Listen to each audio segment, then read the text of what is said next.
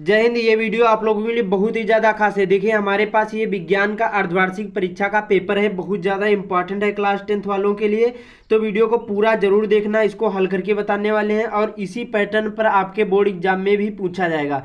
तो वीडियो को पूरा देखना। बाकी इस वीडियो को ज़्यादा से ज़्यादा शेयर कर देना जो क्लास 10th में है और यहाँ पर हिंदी, इंग्लिश या मैथ किसी भी सब्जेक्ट की तैयारी कर रहे हैं तो चैनल को सब्सक्राइब करके बेल आइकन को जरूर ही प्रेस कर देना। और देखिए इस वीडियो से आप लोगों को ये पता चल जाएगा कि जो हमारा पेपर होगा वो कैसा आएगा, सेम इसी पैटर्न पर आएगा। और देखिए जो आप लोगों की अभी तक अर्धवार्षिक पेपर नहीं हुए हैं तो आप लोग इस वीडियो को पूरा देखना और इनके जो ये यहाँ पर ये सारे क्वेश्चन हैं इनको क्या करना है, आपको हल कर लेना है और कॉपी में आपको नोट कर लेना है। बहुत ज़्यादा इंपॉर्टेंट है, पता नहीं आपके पेपर में भी ये आ सकते हैं और ये वायरल पेपर है। तो वीडियो को पूरा देखना। यहाँ पर देखिए लिखा है अर्धवार्षिक परीक्षा कक्षा 10 विज्ञान 70 नंबर का पूर्णांक होगा, 3 घंटा 15 मिनट टाइम होता है। और यहाँ पर जो इस प्रश्न पत्र के दो खंड होंगे, खंड आ होगा जिसमें 20 अंक के बहुविकल्पीय प्रश्न होंगे, दूसरा खंड होगा जो आपको 50 अंक के वर्णनात्मक प्रश्न मिलेंगे जो आपको कॉपी में लिखना होगा। वीडियो को पूरा देखना। ये भी बताऊंगा वर्णनात्मक प्रश्न कौन से होते हैं, तभी समझ में आएगा। और ये जो 20 क्वेश्चन हैं बहुत ज़्यादा इंपॉर्टेंट हैं और कमेंट में बताना कि 20 में से आपको कितने मालूम है। तो यहाँ पर पहला है कि एक उत्तल दर्पण की फोकस दूरी यहाँ पर 20 सेंटीमीटर है तो उसकी वक्रता त्रिज्या कितनी होगी। इसमें यहाँ पर 20 सेंटीमीटर फोकस दूरी बता रहा है। यहाँ पर जो वक्रता त्रिज्या पूछता, यहाँ पर जैसे 20 सेंटीमीटर वक्रता त्रिज्या यहाँ पर दी होती तो इसका आधा हो जाता और यहाँ पर फोकस दूरी दी है तो इसका मतलब दोगुना हो जाएगा। क्या हो जाएगा, इसका दोगुना हो जाएगा। तो दोगुना वाला यहाँ पर 20 दूनी 40 होते हैं तो राइट आंसर यहाँ पर सी वाला या फिर सा वाला हो जाएगा। अगला यहाँ पर नेत्र लेंस होता है, कैसा होता है, अभिसारी होता है कि अपसारी की अभिसारी या अभिसारी, यहाँ पर इनमें से कोई नहीं। तो देखिए जो नेत्र लेंस होता है सदैव अभिसारी होता है, ध्यान रखना, बहुत ज़्यादा इंपॉर्टेंट है और याद कर लो। ये आपके बोर्ड एग्जाम की दृष्टि से बहुत ज़्यादा इंपॉर्टेंट होते हैं। जो अर्धवार्षिक पेपर होता है कम से कम इनमें से 10, 15 या 20 नंबर के क्वेश्चन पूछे जाते हैं क्योंकि ये एक्सपर्ट के द्वारा बनाया हुआ ये पेपर होता है। अगला है ओम के नियम का सूत्र क्या होता है। तो आई बराबर वी गुणे आर होता है कि आर बराबर वी गुणे आर, यहाँ पर आई होता है कि वी बराबर आई गुणे आर होता है कि इनमें से कोई नहीं। तो राइट आंसर कौन सा हो जाएगा, वी बराबर आई गुणे आर होता है। ये ओम के नियम का सूत्र है, बहुत ज़्यादा इंपॉर्टेंट है। अगला है दो चालक तार जिनके पदार्थ लंबाई तथा व्यास समान हो। जैसे कोई एक दो चालक तार हैं उनके पदार्थ की लंबाई तथा व्यास समान हो तथा किसी विद्युत परिपथ के पहले श्रेणी क्रम में और फिर यहाँ पर पार्श्व क्रम में संयोजन में जो उत्पन्न ऊष्माओं का अनुपात कितना होगा। तो देखिए जब इसको हल करोगे तो इसका राइट आंसर कौन सा निकल कर आ जाएगा, तो इसका राइट आंसर सा वाला निकल कर आ जाएगा। यहाँ पर 1:4 होगा क्योंकि इसमें दो, यहाँ पर क्या बता रहे हैं, यहाँ पर दो चालक तार हैं जिसमें क्या है लंबाई तथा व्यास समान है और किसी विद्युत परिपथ में पहले श्रेणी क्रम में फिर पार्श्व क्रम में संयोजन में जो उत्पन्न ऊष्माओं का अनुपात आपको बताना था तो 1:4 होगा। राइट आंसर बहुत ज़्यादा इंपॉर्टेंट है।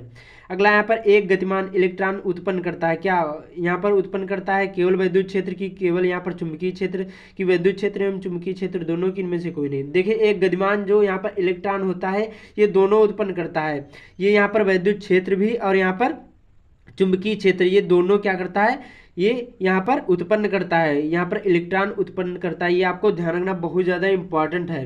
अगला यहाँ पर विद्युत धारा उत्पन्न करने की युक्त को क्या कहते हैं, जनरेटर कहते हैं कि यहाँ पर गैल्वेनोमीटर कहते हैं कि एमीमीटर कहते हैं कि मोटर। तो देखिए विद्युत धारा उत्पन्न करने वाली, जैसे कोई यहाँ पर यांत्रिक ऊर्जा को विद्युत ऊर्जा में परिवर्तित करने को हम क्या बोलेंगे, यहाँ पर जनित्र बोलेंगे या विद्युत जनित्र बोलेंगे। राइट आंसर आ वाला हो जाएगा। अगला बहुत ज़्यादा इंपॉर्टेंट है कि प्रकाश का वेग निम्न किस यहाँ पर माध्यम में सबसे अधिक होगा, वायु की, जल की, कांच की, निर्वात। वीडियो को शेयर भी कर देना। बाकी चैनल पर पहली बार आए चैनल को सब्सक्राइब भी कर लेना। आपको यहाँ पर हर एक वीडियो मिलेंगे चाहे किसी भी क्लास के हो। और कमेंट में बताना कि अब हिंदी का चाहिए कि मैथ का कि इंग्लिश का कि सोशल साइंस का, कोई भी बताना आप लोग, मैं आप लोगों को वीडियो प्रोवाइड कर दूंगा क्योंकि हमारे पास ये सारे यहाँ पर मिल गए हैं, यहाँ पर वायरल पेपर मिल गए हैं अर्धवार्षिक के।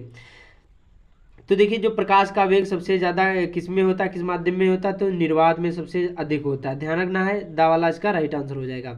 और देखिए इसमें 7 क्वेश्चन जो आपके ये जो 7 क्वेश्चन पूछे जाएंगे ये आपको फिजिक्स के मिल जाएंगे। उसके बाद में 6 क्वेश्चन कितने होंगे, 6 क्वेश्चन होंगे यहाँ पर केमिस्ट्री के पूछे जाएंगे। पहला यहाँ पर BaCl2 प्लस H2SO4 एरो यहाँ पर BaSO4 प्लस 2HCl किस प्रकार की अभिक्रिया है। देखिए संयोजन अभिक्रिया की, वियोजन अभिक्रिया की, विस्थापन अभिक्रिया की, द्विविस्थापन। देखिए इसमें द्विविस्थापन अभिक्रिया है क्योंकि इसमें देखिए BaSO4 अलग निकल गया और H और इसमें Cl इसमें ले लिया गया, मतलब ये द्विविस्थापन अभिक्रिया है। राइट आंसर ये डी वाला हो जाएगा या फिर दा वाला हो जाएगा।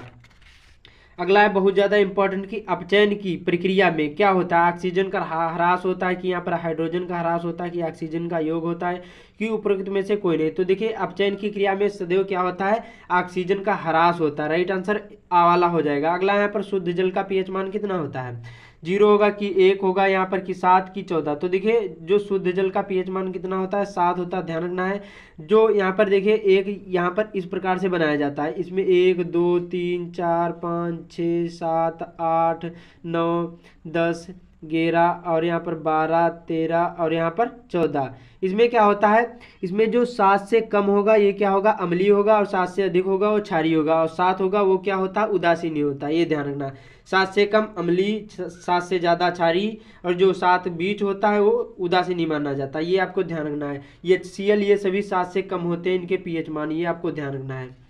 और अगला यहाँ पर निम्नलिखित में से अम्लीय लवण कौन सा है। देखिए अम्लीय लवण इसमें NaCl भी है और KNCN यहाँ दोनों भी हैं, लेकिन इसमें देखिए ये गलत प्रिंट हो गया, इसमें दोनों राइट आंसर हो जाएंगे क्योंकि यहाँ पर NaCl भी है और यहाँ पर पोटेशियम साइनाइड भी, ये दोनों क्या है, ये अम्लीय लवण है। ध्यान रखना बहुत ज़्यादा इंपॉर्टेंट है। निम्न में से कौन सा तत्व धात्विक है, P होगा मतलब फास्फोरस होगा कि यहाँ पर He होगा कि लिथियम होगा कि यहाँ पर यस होगा। तो देखिए कौन सा तत्व धात्विक है, तो लिथियम हो जाएगा। राइट आंसर सा वाला हो जाएगा। निम्नलिखित में से कौन सा तत्व तनु अम्ल के साथ संयोग करके हाइड्रोजन गैस निकालता है, क्लोरीन की, तांबा की, जस्ता की, सल्फर। तो देखिए इसमें जो होता है ये क्या होता है, ये जिंक जो होता है, जस्ता होता है, ये क्या होता है, कोई तत्व तनु अम्ल के साथ संयोग करके क्या करता है, हाइड्रोजन गैस ये निकालता है, जिंक या जस्ता उसको बोल सकते हैं। अब ये जो यहाँ पर 7 से और मैंने बताया कि 6 क्वेश्चन जो आपको मिल जाएंगे ये किसके होंगे, यहाँ पर 6 क्वेश्चन होंगे ये आपके केमिस्ट्री के होंगे, बाकी जितने बचेंगे वो बायो के पूछे जाएंगे। अब यहाँ पर है सुपोषी पोषण के लिए क्या आवश्यक होता है। देखिए सुपोषी पोषण के लिए कार्बन डाइऑक्साइड तथा जल भी आवश्यक होता है, क्लोरोफिल भी और सूर्य का प्रकाश भी। तो ये सभी हो जाएगा, राइट आंसर दा वाला हो जाएगा। बहुत ज़्यादा इंपॉर्टेंट है, सारे क्वेश्चन आप लोग जरूर तैयार कर लेना, वेरी वेरी मोस्ट इंपॉर्टेंट है आपके बोर्ड एग्जाम की दृष्टि से। चाहे भले ही आपका पेपर हो गया तभी इस वीडियो को पूरा देखना, क्योंकि सारी चीज़ें बताऊँगा कि कैसा पेपर आएगा, इसी पैटर्न पर पूछा जाएगा, तो वीडियो को अच्छे से वॉच करना। अगला यहाँ पर मुकुलन पाया जाता है किसमें, यहाँ पर प्लेनेरिया में कि यहाँ पर हाइड्रा में कि यहाँ पर लीशमेनिया में कि इनमें से कोई नहीं। देखिए जो मुकुलन पाया जाता है ये हाइड्रा में पाया जाता है। ये क्या होता है, ये ईस्ट के द्वारा बनता है, ये भी आपको ध्यान रखना बहुत ज़्यादा इंपॉर्टेंट है। अगला है DNA जो होता है ये पाया जाता है किसमें, कोशिका द्रव्य में कि केंद्रक में, यहाँ पर कि केंद्रक द्रव्य में कि यहाँ पर केंद्रिका में कि केंद्रक में। तो ये जो DNA पाया जाता है केंद्रक में पाया जाता है, डी वाला इसका राइट आंसर हो जाएगा। और DNA का फुल फॉर्म क्या होता है, डीऑक्सीराइबोन्यूक्लिक एसिड, जो बहुत ज़्यादा इंपॉर्टेंट भी हुआ है आपके बोर्ड एग्जाम की दृष्टि से। DNA और RNA पर एक यहाँ पर अंतर आपको पूछा जाता है, बहुत ज़्यादा इंपॉर्टेंट है। अगला है एमाइलेज एंजाइम क्रिया करता है किससे, प्रोटीन पर कि कार्बोहाइड्रेट पर कि वसा पर कि लवणों पर। देखिए जो एमाइलेज क्या एंजाइम क्रिया करता है किस पर करता है, तो ये सबसे ज़्यादा यहाँ पर सबसे ज़्यादा कार्बोहाइड्रेट पर करता है। ध्यान रखना बहुत ज़्यादा इंपॉर्टेंट है, बा वाला इसका राइट आंसर हो जाएगा। अगला यहाँ पर परागकोश में होते हैं क्या होते हैं, बाह्यदल होते हैं कि अंडाशय की अंडप की परागकण। तो देखिए यहाँ पर जो बाह्यदल में क्या होते हैं, परागकण होते हैं। ध्यान रखना बहुत ज़्यादा इंपॉर्टेंट है। यहाँ पर परागकोश में होते हैं जो यहाँ पर, तो राइट आंसर ये वाला हो जाएगा। केवल न्यूक्लिक अम्ल तथा प्रोटीन्स के बने होते हैं, क्या बने होते हैं, जीवाणु की, क्लोरोप्लास्ट की, विषाणु की, प्रायंस। तो देखिए जो केवल न्यूक्लिक अम्ल एवं प्रोटीन के बने होते हैं तो विषाणु बने होते हैं। ध्यान रखना सा वाला इसका राइट आंसर हो जाएगा। अगला यहाँ पर 20वां फेफड़ों से शुद्ध रक्त आता है कहाँ से? बाएं लिन से कि दाएं लिन से कि बाएं नीले से कि दाएं नीले से? कमेंट में बताना। इसका आंसर मैं नहीं बताऊंगा, बहुत ज़्यादा इंपॉर्टेंट है। जो आप लोग पढ़ाई करते होंगे तभी इसका आंसर बता पाएंगे कि फेफड़ों से शुद्ध रक्त कहाँ आता है। बिना चीटिंग किए हुए कमेंट में जरूर बताना कि इसमें से राइट आंसर कौन सा हो जाएगा। ये आप लोगों पर छोड़ता हूँ, तो कमेंट जरूर करना। जो आप लोग पढ़ाई करते होंगे तो इसका राइट आंसर बता सकते हैं, ठीक है। अब यहाँ से शुरू होता खंड बा होगा, ये आपको कॉपी में लिखना होगा। और इसमें देखिए आपको 4 क्वेश्चंस मिलेंगे, 1 2 3 और 4। ये क्या होंगे? 3, सॉरी, यहाँ पर 3 क्वेश्चंस मिलेंगे, 1 2 और 3 क्वेश्चंस ये मिलेंगे, अथवा अथवा के 2 पूछे जाएंगे। और ये यहाँ पर जो होंगे ये सभी केमिस्ट्री फिजिक्स के होंगे। क्या होंगे? ये सभी फिजिक्स के क्वेश्चन होंगे और ये 12 नंबर के पूछे जाएंगे। मतलब एक क्वेश्चन 4 नंबर का पूछा जाएगा और ये आपको कम से कम 80 वर्ड में शब्द सीमा में लिखना होगा, ठीक है। और ये बहुत ज़्यादा इंपॉर्टेंट है। जैसे कि दूरदृष्टि दोष से पीड़ित एक मनुष्य के निकट बिंदु की दूरी यहाँ पर 0.40 मीटर तथा है, अर्थात वह कम से कम यहाँ पर 40 मीटर की दूरी तक देख सकता है। इस दोष के निवारण हेतु उपयोग में लाए गए लेंस की प्रकृति बताइए तथा फोकस दूरी परिकलन कीजिए। बहुत ज़्यादा इंपॉर्टेंट है, सभी क्वेश्चन जरूर तैयार कर लेना। अथवा अथवा करके 2 पूछे जाएंगे, इनमें से आपको 1 करना होगा, ये आपको ध्यान रखना है। अब जो यहाँ पर दीर्घ उत्तरीय प्रश्न पूछे जाएंगे, ये यहाँ पर 6 नंबर 6 नंबर के पूछे जाएंगे। इसमें देखिए ये एक यहाँ पर फिजिक्स का क्वेश्चन पूछा जाएगा, अथवा करके 2 आएंगे, इनमें से आपको 1 करना होगा। वर्ण विक्षेपण से क्या तात्पर्य है? बहुत ज़्यादा इंपॉर्टेंट है, ये वेरी वेरी मोस्ट इंपॉर्टेंट है, ये जरूर तैयार करके जाना। 6 नंबर का पूछा जाएगा और ये आपको 150 वर्ड में लिखना होगा। 150 वर्ड का मतलब होता है 1 पेज और दूसरे पेज की कम से कम आपको 2 या 3 लाइन लिखना होगा, ठीक है। अगला यहाँ पर लघु उत्तरीय प्रश्न, इसमें देखिए अब ये आ जाते हैं उपखंड खा। इसमें क्या होगा? ये इसमें यहाँ पर केमिस्ट्री के पूछे जाएंगे और ये यहाँ पर कितने क्वेश्चन होंगे? यहाँ पर 2 क्वेश्चन होंगे जो आपको 4 नंबर के पूछे जाएंगे। 8 नंबर के 2 क्वेश्चन पूछे जाएंगे, ठीक। यहाँ पर देखिए इस प्रकार से 2 क्वेश्चन पूछे जाएंगे, 5 वाला और 6ठा वाला, ठीक है। उसके बाद में दीर्घ उत्तरीय प्रश्न फिर से 6 नंबर का पूछा जाएगा। प्लास्टर ऑफ पेरिस किस कहते हैं? वेरी वेरी मोस्ट इंपॉर्टेंट, मैंने पढ़ा दिया। इसे बनाने की विधि गुण तथा उपयोग बताना है, बहुत ज़्यादा इंपॉर्टेंट है। और यहाँ पर भर्जन क्या है? कॉपर पायराइट के भर्जन में होने वाली अभिक्रियाओं के समीकरण कीजिए, बहुत ज़्यादा इंपॉर्टेंट है, ये तैयार जरूर करके जाना। गालक किसे कहते हैं? ये भी बहुत ज़्यादा इंपॉर्टेंट है। उसके बाद में संतुलित रासायनिक समीकरण क्या होता है? ये भी बहुत ज़्यादा इंपॉर्टेंट है।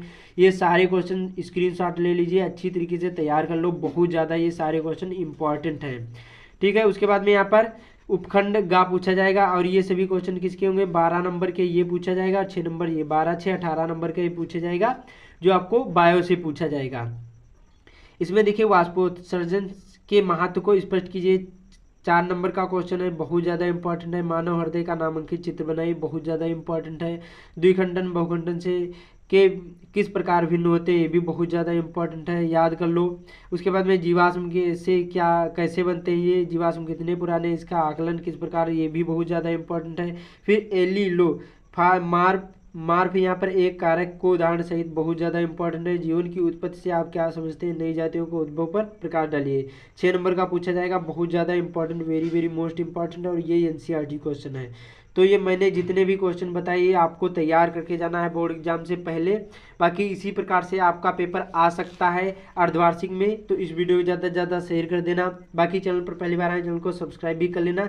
देखिए आप कमेंट करोगे, मैं सभी पर वीडियो बना दूंगा, जो आप लोग कमेंट करोगे जिस पर ज़्यादा लाइक आएंगे उसी पर आप लोगों को वीडियो प्रोवाइड कर दूंगा। तो मिलते हैं अगले वीडियो में। आपको नहीं पता कि बोर्ड एग्जाम में कॉपी कैसे लिखी जाती है, तो यहाँ पर आ रहा होगा, वीडियो क्लिक करके देख सकते हैं। तो मिलते हैं अगले वीडियो में।